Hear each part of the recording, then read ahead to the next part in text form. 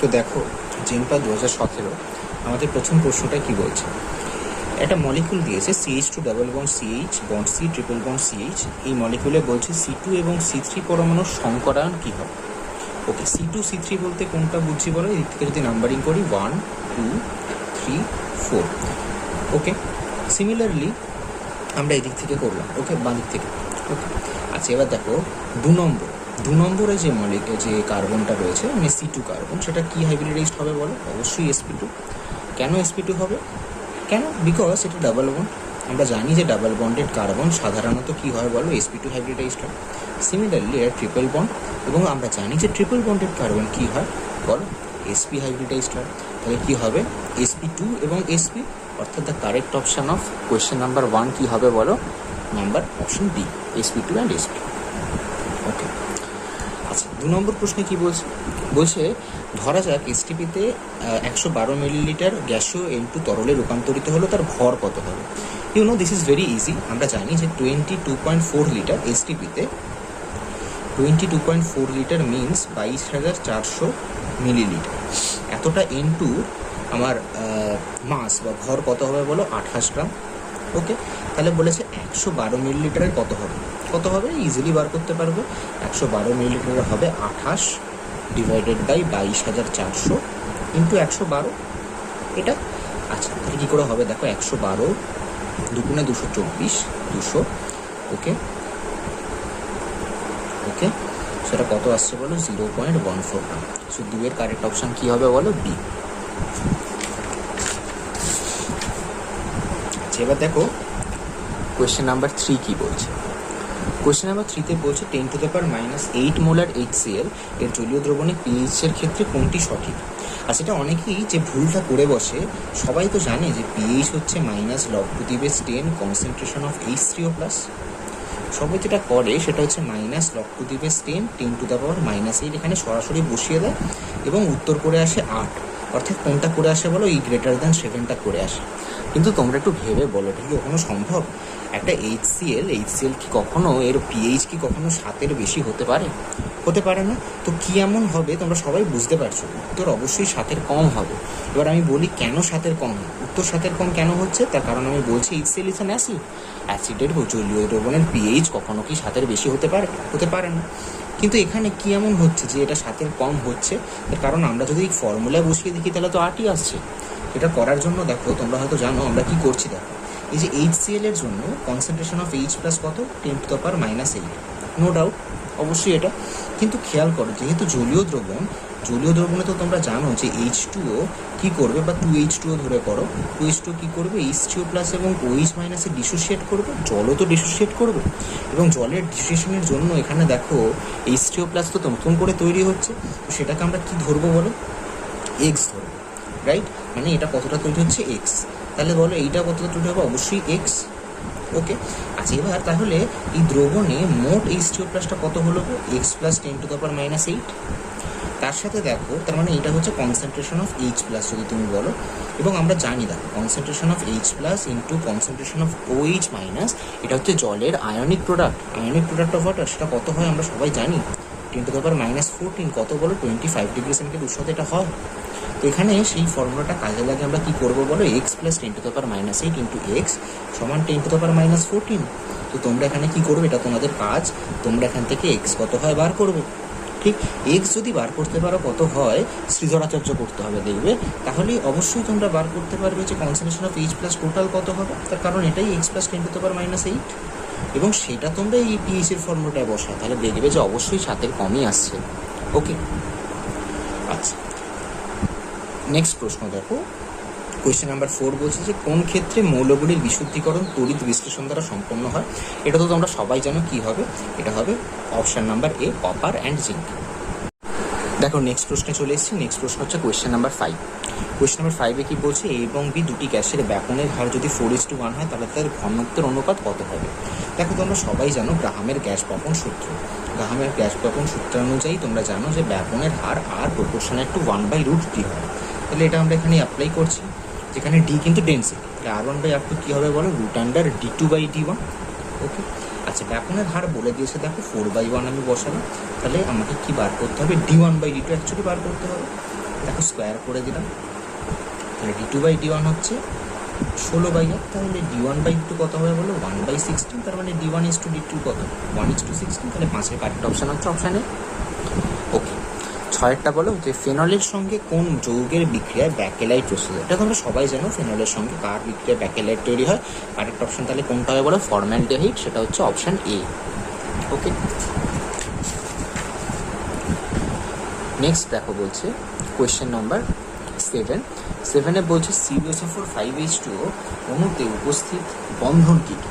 এটা তোমরা সবাই জানো যে এই যৌগটায় কী কী বন্ধন রয়েছে এবং খুব ইম্পর্টেন্ট একটা প্রশ্ন, তার কারণ এখানে সব বন্ধনই আমরা দেখতে পাই, সমযোজী, একমুখী সমযোজী, আয়নীয় এবং হাইড্রোজেন বন্ধন।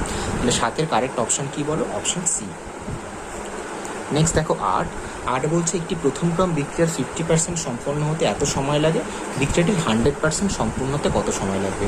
তোমরা জানো যে প্রথম ক্রম বিক্রিয়া কখনোই সম্পূর্ণ হয় না, অর্থাৎ 100% সম্পন্ন হতে কোনো একটা প্রথম ক্রম বিক্রিয়ার মোট কত সময় লাগবে বলে অসীম। তার কারণ এখানে অঙ্ক করার দরকারই নেই, আমরা জানি এটা। 8-এর কী হবে বলো অপশান ডি। আচ্ছা, নেক্সট চলে আসছি 9তে বলছে নিচের বিক্রিয়াগুলির মধ্যে কোনটি ডিসপ্রপোর্শনেশন বিক্রিয়া। তোমরা জানো ডিসপ্রপোর্শনেশন বিক্রিয়া কী হয়। ডিসপ্রপোর্শনেশন বিক্রিয়া একটা নির্দিষ্ট জারণ স্তরে থাকা কোনো স্পিসিস জারিতও হয় বিজারিতও হয়, অর্থাৎ একবার তার জারণ সংখ্যা যেমন বাড়ে তেমন একবার তার জারণ সংখ্যা কমেও বাড়ে। এখানে দেখো কী কী দিচ্ছে। দেখো প্রথম যে নাম্বার 1-এ দিয়েছে Cu+ থেকে Cu2+ Cu, এখানে দেখো Cu+-এর জারণ সংখ্যা তোমরা দেখছো +1, তাহলে Cu2+ +2 0, তার মানে দেখো কী হয়েছে +1 থেকে একবার +2 হয়েছে, আবার +1 থেকে 0 হয়েছে, মানে জারণও হয়েছে বিজারণও হয়েছে, তার মানে অবশ্যই এটা ডিসপ্রপোর্শনেশন বিক্রিয়া। নেক্সট দেখো, আচ্ছা এই বিক্রিয়াটা দেখো Mn এর জারণ সংখ্যাটা আমি বার করছি। আমরা জানি অক্সিজেনের জারণ সংখ্যা কত -2, তাহলে -2 × 4 মানে -8, আর বাইরে একটা 2 মাইনাস আছে, তো এখানে Mn এর জারণ সংখ্যা কত হয় বলে +6। ওকে, আবার এখানে দেখো MnO4 মাইনাসে, অক্সিজেন আবার -2, তাহলে -2 × 4 মানে -8, বাইরে একটা মাইনাস রয়েছে, তার মানে Mn এখানে কত হবে বলো +7, আর এখানে Mn কত হবে বলো অক্সিজেনের জন্য -2 মানে -4 মোট, আর Mn এর জন্য +4। ওকে, তাহলে দেখতেই পাচ্ছ +6 থেকে একবার +7 হয়েছে Mn, +6 থেকে আবার +4ও হয়েছে, অর্থাৎ এটাও একটা ডিসপ্রপোর্শনেশন বিক্রিয়া। ওকে, 3 নম্বরটা দেখো KMnO4-এ দেখো অক্সিজেন -2 × 4 মানে 8, পটাশিয়ামের জন্য +1, ঠিক, তার মানে +7 হচ্ছে এখানে ম্যাঙ্গানিজের জারণ সংখ্যা। ওকে, আবার এটাতে দেখো সিমিলারলি এটা -2 × 4 মানে -8, এখানে +1 আছে, তাহলে এটা কত হবে বলো +6, আর এটা কত হবে বলো MnO2 -2, আর এটা হচ্ছে +4। ওকে, তো এখানে খেয়াল করে দেখো ম্যাঙ্গানিজ একবার +7 থেকে +6 +4 হয়েছে, তো এটাকে কিন্তু ডিসপ্রপোর্শনেশন ঠিক বলা যায় না। ওকে, এবং 4 নম্বরটা তো কোনোভাবেই ডিসপ্রপোর্শনেশন নয়, তার কারণ দেখতেই পাচ্ছ এখানে এটা অ্যাকচুয়ালি একটা কম প্রপোর্শনেশন রিয়াকশন, এখানে দুটো আলাদা জারণ স্তরের ম্যাঙ্গানিজ একটা সেম জারণ স্তরের ম্যাঙ্গানিজে চলে আসছে। ওকে, তাহলে এর কারেক্ট অপশান কিন্তু হওয়া উচিত 1 and 2, কিন্তু খেয়াল করে দেখো আমাদের অপশানে কিন্তু ওরকম কিছু নেই, তাই আমরা বাধ্য হয়ে এই বি এর অপশানটাকে বেছে নিচ্ছি 1, 2 আর 3। কিন্তু আমি বলছি দেখো 3টা কিন্তু ডিসপ্রপোর্শনেশন রিয়াকশন ঠিক নয়, বা এটা যে রিয়াকশনটা দেওয়ার চেষ্টা করেছে ওরা KMnO4-কে অ্যাকচুয়ালি হিট করলে কী হয় সেটা, এবং KMnO4-কে হিট করলে তোমরা জানো কী হয় K2MnO4 MnO2 হয়, এবং তার পাশাপাশি কিন্তু অক্সিজেনও উৎপন্ন হয়। ওকে, সো এটা খুব সম্ভবত একটু মিস্টেক আছে, কিন্তু তোমরা অবশ্যই বি এর অপশানটাকে চুজ করতে পারো, তার কারণ এটাই কারেক্ট অপশান হিসাবে ওরা আনসার করে দিচ্ছে।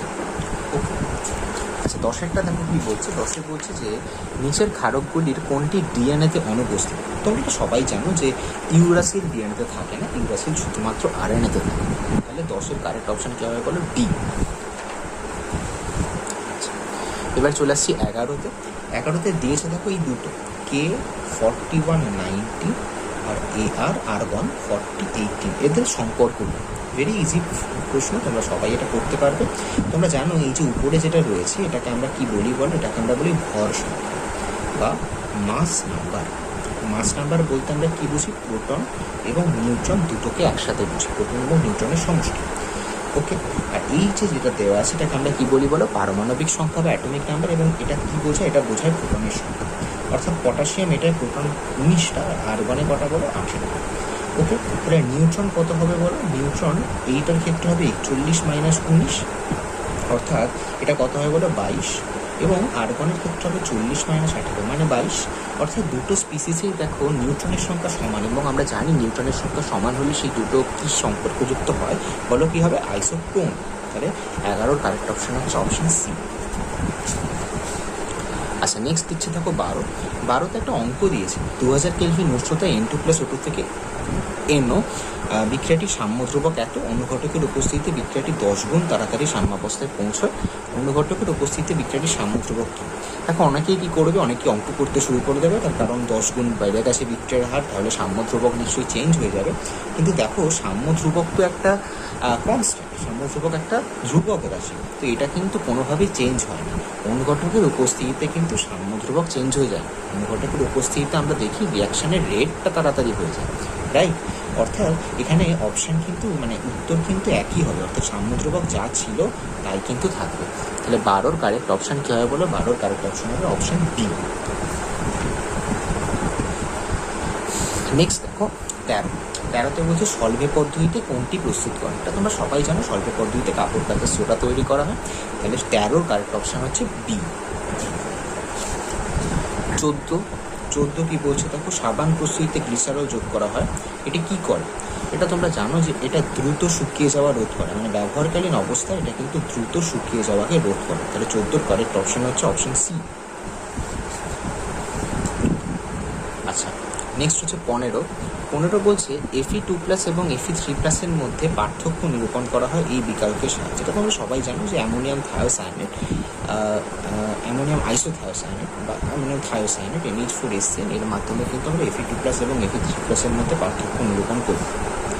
ওকে, তাহলে 15 কারেক্ট অপশান হচ্ছে ডি। নেক্সট হচ্ছে 16তে বলছে স্ট্র্যাটিফিকেশন পরীক্ষার দ্বারা কোন কার্যকরী গ্রুপের শনাক্তকরণ করা হয়? এটা তোমরা সবাই জানো, এটা হচ্ছে কার্বক্সিলিক অ্যাসিডের শনাক্তকরণ করা হয়, রাইট? নেক্সট চলে আসছে 17 বলছে একটি উভমুখী রাসায়নিক বিক্রিয়ায় সম্মুখ বিক্রিয়াটি তাপদায়ী হলে নিচের কোন বিবৃতিটি সঠিক? আচ্ছা, তাপদায়ী বিক্রিয়ার ক্ষেত্রে আমরা জানি যে এনার্জি প্রোফাইল ডায়াগ্রামটা কীরকম হয় বলো? তোমরা জানো এরকম হয় এনার্জি প্রোফাইল ডায়াগ্রাম। এই হচ্ছে রিয়াক্ট্যান্ট, এই হচ্ছে প্রোডাক্ট, এবং এটা একটা ট্রানজিশন স্টেট। অর্থাৎ এইটা কি? এটা বলো energy of activation. Car energy of activation? এটা হচ্ছে রিয়াক্ট্যান্টের এনার্জি অফ অ্যাক্টিভেশন, আর এইটা হচ্ছে প্রোডাক্টের এনার্জি অফ অ্যাক্টিভেশন। তাহলে দেখতেই পাচ্ছ সম্মুখ বিক্রিয়ার তুলনায় বিপরীত বিক্রিয়ার সক্রিয়করণ শক্তি বেশি, অর্থাৎ প্রোডাক্টের অ্যাক্টিভেশন এনার্জি বা সক্রিয়করণ শক্তি বেশি, অর্থাৎ 17 এই হচ্ছে কারেক্ট অপশান। আচ্ছা, নেক্সট দেখো 18 বলছে কোন KCl এর জলীয় দ্রবণের আপেক্ষিক পরিবাহিতা সবচেয়ে কম? এটা তোমরা সবাই জানো আপেক্ষিক পরিবাহিতা কাকে বলে। আপেক্ষিক পরিবাহিতা হচ্ছে কোনো দ্রবণের একক আয়তনের পরিবাহিতা। একক আয়তনে যে সমস্ত অণু বা যে সমস্ত আয়ন পরিবহন করছে, ইলেকট্রিসিটি পরিবহন করছে, তাদের সংখ্যার উপর ডিপেন্ড করছে তার আপেক্ষিক পরিবাহিতা কী হবে। এবং অবশ্যই কার আপেক্ষিক পরিবাহিতা সবচেয়ে কম হবে? যেখানে আয়নের সংখ্যা কম। আয়নের সংখ্যা কখন কম হবে? যখন কনসেন্ট্রেশন কম হবে, অর্থাৎ যার কনসেন্ট্রেশন সবচেয়ে কম তার আপেক্ষিক পরিবাহিতাও সবচেয়ে কম হবে। তাহলে 18 কারেক্ট অপশান কী হবে? Option D. ওকে, নেক্সট চলে আসছে 19 বলছে একটা বিক্রিয়া দিয়েছে A+2B থেকে C বিক্রিয়াটিতে 5 মোল A এবং 8 মোল B বিক্রিয়া করে কত মোল C প্রস্তুত করবে? এখন খুব ভালো প্রশ্ন একটা। এখানে বলছে 5 মোল A এবং 8 মোল B রিয়াকশন করে, এবং খেয়াল করে দেখো এর আগে কোনো সহগ নেই, তার মানে 5 মোল A মানেই কিন্তু 5 ইকুইভ্যালেন্ট A। B এর আগে দেখো 2 আছে মানে 8 মোল B মানে কিন্তু 4 ইকুইভ্যালেন্ট, ঠিক? এবং তোমরা হয়তো এটা জানো যে রিয়াকশান কিন্তু ইকুইভ্যালেন্স, অর্থাৎ 1 ইকুইভ্যালেন্ট A আর 1 ইকুইভ্যালেন্ট B যদি বিক্রিয়া করে তাহলে সবসময় 1 ইকুইভ্যালেন্ট C দেবে, ঠিক? তাহলে বলো 5 ইকুইভ্যালেন্ট A যদি 4 ইকুইভ্যালেন্ট B এর সাথে রিয়াকশান করে তাহলে কী হবে? দেখো রিয়াকশান যেহেতু ইকুইভ্যালেন্সে হয়, 4 ইকুইভ্যালেন্ট B 4 ইকুইভ্যালেন্ট A এর সাথে রিয়াকশান করে 4 ইকুইভ্যালেন্ট C তৈরি করবে, এবং এক্সেস হিসাবে 1 ইকুইভ্যালেন্ট A পড়ে থাকবে, অর্থাৎ 4 ইকুইভ্যালেন্ট C তৈরি হচ্ছে। 4 ইকুইভ্যালেন্ট C মানেই কিন্তু কত? 4 মোল C। তার কারণ এখানে C এর আগে কিন্তু কোনো শব্দ নেই, নেই বলাটা ভুল, 1 আছে। ওকে, তাহলে 19 কারেক্ট অপশান হচ্ছে অপশান বি, 4 মোল C। আচ্ছা, নেক্সট আসছে 20 বলছে নিম্নলিখিত জলীয় দ্রবণগুলির কোন দ্রবণে pH সর্বাধিক? আচ্ছা, কী করে করছি দেখো, এগুলো যা দেওয়া আছে সবই হচ্ছে একটা লবণ। KCl কিসের লবণ বলো? KOH এবং HCl এর লবণ। KOH হচ্ছে স্ট্রং বেস, HCl হচ্ছে স্ট্রং অ্যাসিড। এবং তোমরা জানো স্ট্রং অ্যাসিড এবং স্ট্রং বেস যদি লবণ তৈরি করে তার pH হয় 7। ওকে, আচ্ছা, হোয়াট অ্যাবাউট K2CO3? K2CO3 হচ্ছে KOH আর H2CO3। KOH হচ্ছে স্ট্রং বেস, H2CO3 হচ্ছে উইক অ্যাসিড, রাইট? তাহলে এদের সমন্বয়ে গঠিত দ্রবণের pH কত হয় তোমরা জানো? pH কিন্তু এদের 7-এর থেকে বেশি হয়। ওকে, NH4Cl কী বলো? NH4OH, যেটা কিনা উইক বেস, আর HCl যেটা কিনা স্ট্রং অ্যাসিড। তোমরা জানো এদের কত হয়? এদের 7-এর চেয়ে কম হয়, রাইট? আর লাস্ট যেটা পড়ে রয়েছে এটা হচ্ছে দেখো NH4OH, যেটা কিনা উইক বেস, এবং H2CO3, যেটা কিনা উইক অ্যাসিড। এদের সমন্বয়ে গঠিত এবং এদের pH কিন্তু কত হবে সেটা কিন্তু বলাটা ডিফিকাল্ট। উইক অ্যাসিড এবং উইক বেসের সমন্বয়ে কিন্তু বলাটা ডিফিকাল্ট। ওকে, কিন্তু খেয়াল করে দেখো বলছে কোনটা সর্বাধিক। অবশ্যই 7-এর চেয়ে বেশি যেটা, মানে যেটা অ্যাকচুয়ালি ক্ষারীয় দ্রবণ তৈরি করছে, যেখানে অ্যাকচুয়ালি KOH আছে, মানে স্ট্রং বেস রয়েছে, অবশ্যই তার ক্ষেত্রে বেশি হবে pH সব থেকে। তাহলে খুবই কারেক্ট অপশন কী হবে বলো? Option B. নেক্সট বলছে দেখো 21 বলছে কোন যৌগগুলি FeCl3 দ্রবণের সাথে বিক্রিয়া করে বেগুনি রঙের বর্ণ উৎপন্ন করে? তোমরা জানো যে FeCl3-র সাথে কারা রিয়াকশন করে? FeCl3-র সাথে কিন্তু কোনো ফেনলিক OH গ্রুপ থাকলেই কিন্তু ওরা FeCl3-র সাথে রিয়াকশন করে বেগুনি বর্ণ উৎপন্ন করবে, অর্থাৎ ফেনল নিজে করবে। ওকে, এবং তার পাশাপাশি দেখো এই যৌগটার নাম কি জানো? এই যৌগটার নাম হচ্ছে স্যালিসাইলিক অ্যাসিড। এও করবে, তার কারণ এখানেও আমরা দেখতে পাচ্ছি ফেনলিক OH রয়েছে। অর্থাৎ 21-এর কারেক্ট অপশন কী হবে বলো? অপশন ডি, ফেনল ও স্যালিসাইলিক অ্যাসিড। নেক্সট বলছে প্রোপিনের সাথে HBr এর দ্রুত বিক্রিয়া যে নীতি মেনে হয়। এটা তো তোমরা সবাই জানো যে কী হবে, জানো মার্কোনিকভ নীতি মেনে হয়। ওকে, এবং মার্কোনিকভ নীতিটা কিন্তু তোমরা ভালো করে রাখবে। নেক্সট বলছে দেখো 23 কোন যৌগতে হাইড্রোজেন বন্ধন বর্তমান? এটাও খুব ইজি প্রশ্ন, তোমরা সবাই জানো যে বরফে হাইড্রোজেন বন্ধন থাকে। অর্থাৎ 23-এর কারেক্ট অপশন কী হবে বলো? Option D. আচ্ছা, নেক্সট আসে দেখো 24 বলছে প্রদত্ত বিক্রিয়ায় Y যৌগটিকে শনাক্ত করো। আচ্ছা দেখো, ডায়াজোনিয়াম ক্লোরাইড তৈরি করেছে অ্যানিলিনের সাথে NaO2HCl এর রিয়াকশন করিয়ে, তারপর Cu2Cl2 দিচ্ছে। তাহলে কী হবে? তোমরা সবাই জানো এটা কী হবে। Cu2Cl2 দিলে কী হবে বলো? ক্লোরোবেনজিন হবে। আর কী হবে? তাহলে 24-এর এ হচ্ছে আমার কারেক্ট অপশন। ওকে, আচ্ছা লাস্ট প্রশ্ন দেখো বলছে 25 Cl2O7 ক্লোরিনের জারণ সংখ্যা কত? দেখো অক্সিজেন -2, তাহলে -2 এটা কত বলো? -14। তাহলে এটা কত? +7 হতে হবে। +7 × 2 +14, তার কারণ Cl2O7 তো প্রসম যৌগ। আচ্ছা, তাহলে কারেক্ট অপশন কী হবে বলো? ক্লোরিনের এখানে জারণ স্তর কি? +7। তো দেখো এই ছিল 2017 সালের জেম্পার কেমিস্ট্রির যে সমস্ত 25টা প্রশ্ন ছিল, সবার কিন্তু ডিটেলড অ্যানালিসিস আমি আবার করলাম। তো তোমাদের কেমন লাগলো সেটা অবশ্যই আমাকে জানিও। যদি কোনো প্রশ্ন নিয়ে কোনো সমস্যা থাকে সেটাও আমাকে কমেন্ট করে জানাবে। আর যদি ভালো লেগে থাকে অবশ্যই লাইক করবে, এবং যারা জেম্পা দিতে চলেছে এবছর তাদের সাথে ভিডিওটা কিন্তু শেয়ার করে নেবে। আর এরকম নতুন আরও ভিডিওর জন্য আমাদের চ্যানেলটাকে সাবস্ক্রাইব করে দেবে এবং বেল আইকনটা কিন্তু ট্যাপ করবে। তো ভালো করে পড়াশোনা করো, বেস্ট অফ লাক।